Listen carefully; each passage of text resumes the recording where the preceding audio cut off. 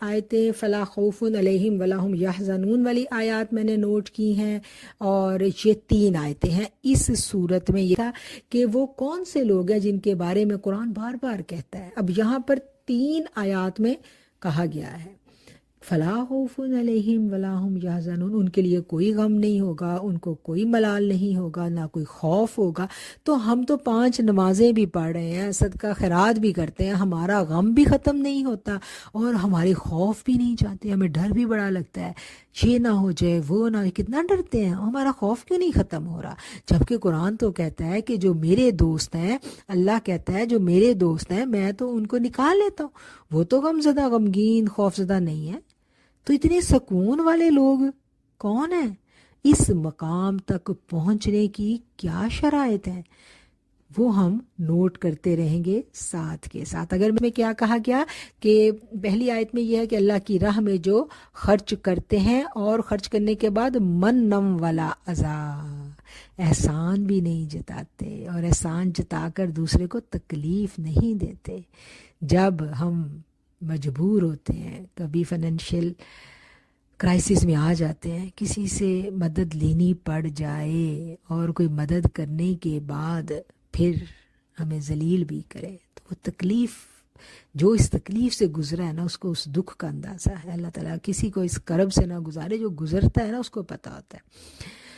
تو اللہ کہتا ہے کہ اگر ایسا ہو تو پھر تم اس پہ خرچ مت کرو۔ اسی آگے آیت میں اللہ نے کیا کہا ہے، پھر بھلی بات کہہ دینا ہی صدقہ ہے۔ پھر ایسے صدقے جس کے پیچھے پھر تم لوگ اس بندے کو تکلیف دو، اس سے بہتر ہے کہ اس کو اچھی بات کہہ دو، بس اس کو تسلی دے دو، خلاص، تکلیف نہ دو، دکھ نہ دو، کیونکہ وہ اللہ کا بندہ پہلے ہی تکلیف میں ہے۔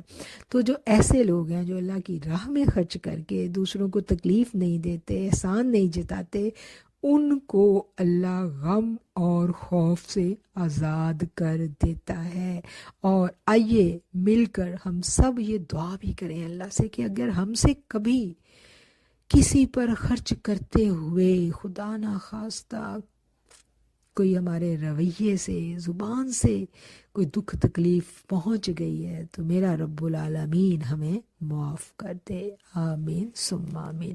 اچھا جی، اگلی آیت اس میں بھی اللہ کہتا ہے کہ جو اپنا مال خرچ کرتے ہیں دن کو اور رات کو، یعنی ظاہری اور پوشیدہ۔ اب صدقہ خیرات کرنا ہے، ظاہر کس لیے کرنا ہے؟ ظاہری طور پر کرنے کی کس لیے اجازت ہے؟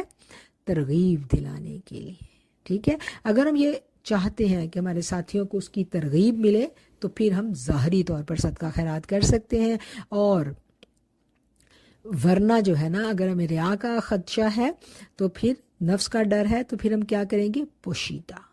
تو ایسے لوگوں سے کو بھی اللہ تعالیٰ غم اور خوف سے نکال لیتا ہے۔ اور تیسری آیت میں ایمان لائے ہیں اور نیک عمل کیے ہیں، نماز قائم کی ہے اور زکوٰۃ ادا کرتے ہیں، یعنی ایمان والوں کی نشانیاں بتا دی گئی۔ ایمان، اس کے بعد 77 آیت میں آ گیا کہ ایمان لاتے ہیں اور ایمان لانے کے بعد نیک عمل، اور نیک عمل کے بعد نماز بھی قائم کرتے ہیں اور زکوٰۃ ادا کرتے ہیں۔ تو ایسے لوگوں کو بھی اللہ تعالیٰ غم سے اور خوف سے نجات دے دیتے ہیں۔ یہ تھی جی 277 نمبر آیت۔